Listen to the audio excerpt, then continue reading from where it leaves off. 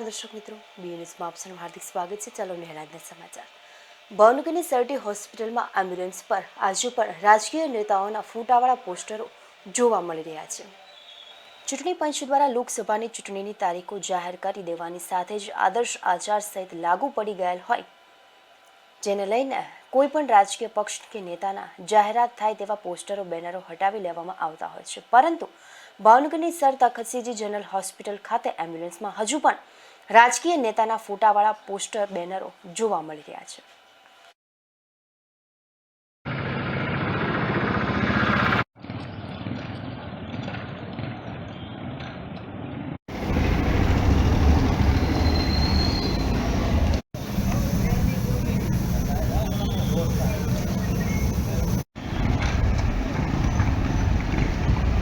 લા ઓલો બાઈક વાળો